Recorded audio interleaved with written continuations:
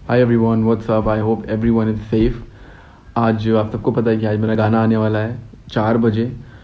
But जैसी हमें news पता चली that Rishi sir is also no more with us, and yesterday Irfan sir passed away, and they both are the real diamond of our Indian cinema, and it's a big loss for the Indian cinema, and they both are my inspiration. I have learned a lot from them, and now they are no more with us. So not only me, everyone is not happy today, and 2020 is really getting worse now. So I don't feel like releasing my song today and celebrating it, but जैसी नई date आती है हम आपको बताएंगे. But for now the song will not come today. And yes, condolences to their family, and I hope they are safe. ऋषि साहब, आज जैसे ही सुना कि आपने इंडस्ट्री को अलविदा कह दिया है, तो ये इंडस्ट्री के लिए एक बहुत अपूर्णीय क्षति है। आपकी जगह कोई नहीं ले सकता।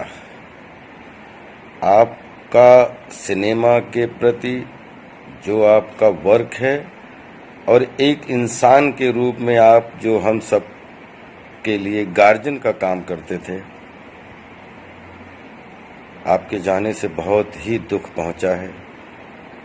कल और आज ये दोनों ऐसे दिन बीते हैं जो एक आघात से कम नहीं है। ऋषि साहब, जब तक ये इंडस्ट्री रहेगी आपको कोई नहीं भूलेगा। जैसे कि आप लोग देख रहे हैं कि कल इरफान भाई को खो दिए और आज सुबह अमिताभ बच्चन साहब का हम ट्वीट पढ़े और पता चला लेजेंडरी एक्टर ऋषि कपूर साहब नहीं रहे। और ऋषि कपूर साहब वो एक्टर हैं, जैसे हम 90s में जब हम आए थे तो हम लोग एक्टिंग चूंकि सीखने के पैसे ऐसे तो थे नहीं, तो हम इनकी फिल्में देख के, अमिताभ बच्चन साहब की, ऋषि कपूर साहब की फिल्में मैं ज्यादा देखता था, इसलिए क्योंकि मुझे लगता था नेचुरल एक्टिंग ये कैसे करते हैं, कैसे पानी की तरह इतने आसानी से ये डायलॉग्स बोलते हैं, कैसे ढप इतने अच्छे बढ़िया ये डफली बजाते थे जो कोई नहीं। तो कपूर खानदान का नाम था ही, राज कपूर साहब का, पृथ्वीराज कपूर, ये 3rd जनरेशन रहे और उन्होंने सिनेमा के लिए इस परिवार ने सब कुछ किया। मेरी मुलाकात एक बार उनके साथ घर पर हुई थी, तो हमने उनसे पूछा था कि आप कैसे ऋषि साहब ये कैसे कर लेते हैं, एक्टिंग इतने आसानी से कर लेते हैं, जैसे पता ही नहीं चलता आप किरदार जीते हैं। अब वो आपकी फिल्म मेरा नाम जोकर में मैं देखा था जब आप छोटे थे, या बॉबी से जब आप शुरू हुई, फिर खेल खेल में, फिर सरगम रहा, फिर वो प्रेम रोग रहा, और अनगिनत फिल्में, और दी डे अभी उनकी देखी थी, अनगिनत फिल्में, अनगिनत कार, जिंदा दिल इंसान। और फिर प्रधानमंत्री जी ने जब आदेश निर्देश दिया था कि कोरोना वॉरियर को हम लोग क्लैप देंगे, तो उन्होंने कैसे थाली बजा के एक स्वागत किया था। और न्यूयॉर्क से बढ़िया हम लोग एक्चुअली बहुत ही कठिन समय से गुजर रहे हैं। Very difficult times, very tough times indeed. पर इतने सारे बुरी न्यूज़ एक साथ,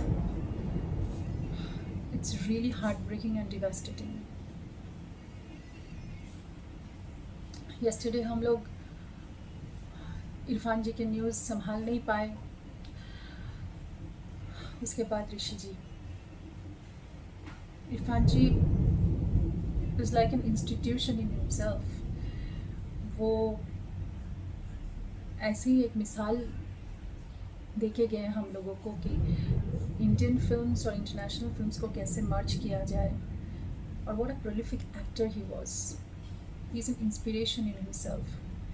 हम लोग का सबका इंस्पिरेशन है इरफान जी, और मुझे बहुत इंस्पायर करते थे। बहुत सारे फिल्म्स उन्होंने मेरा देखा, मुझे बोला था। I was supposed to work with him, लेकिन काम नहीं हो पाया। This is my bad luck. और आज ऋषि जी,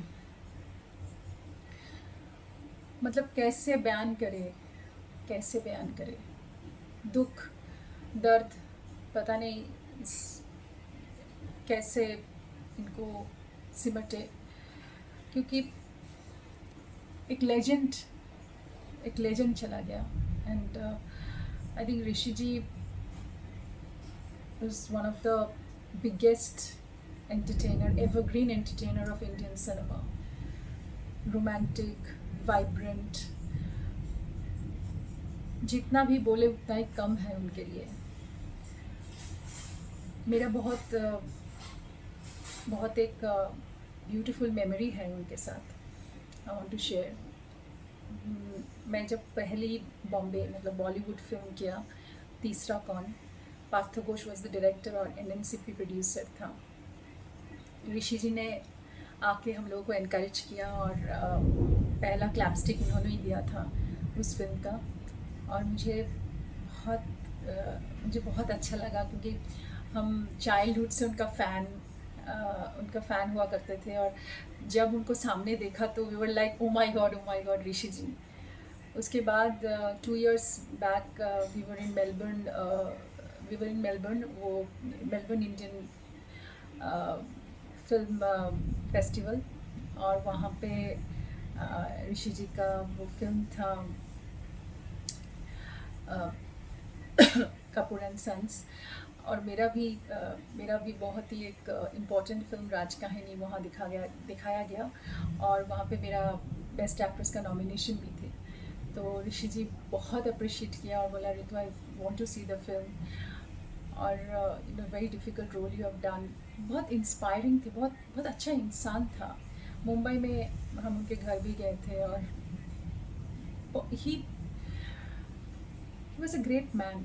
और मुझे लगता है हमारी बहुत बड़ी लॉस इंडियन फिल्म के लिए और इंडियन फिल्म्स के लिए. और मुझे ये मतलब एक के बाद एक हम कैसे इसको मतलब इसके साथ कैसे नेगोशिएट करें, इसके साथ कैसे हम actually how can we come to terms. बहुत बड़ा लॉस है. And I pray that wherever he is in heaven उनको सुकून मिले, शांति मिले. और उनके परिवार के लिए मेरा बहुत सारी संवेदना और स्पेशली नीतू जी के लिए. और मैं यही प्रार्थना करती हूँ कि ऋषि जी, इरफान जी जो इतने बड़े हस्तियाँ जो हमको दिखाया सिखाया, वो सब को हम इंस्पिरेशन करके आगे की काम करें. Thank you.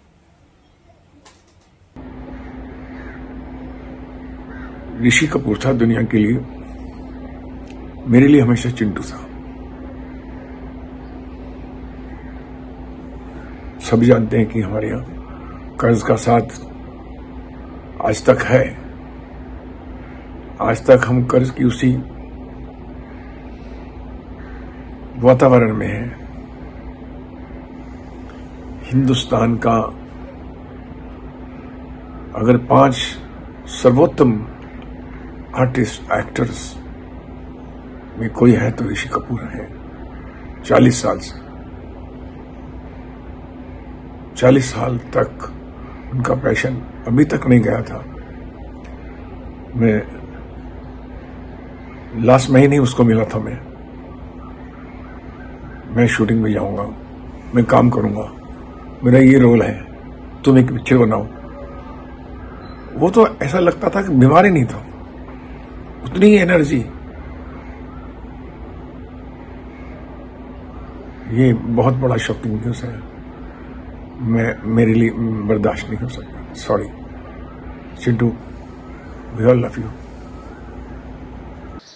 This morning,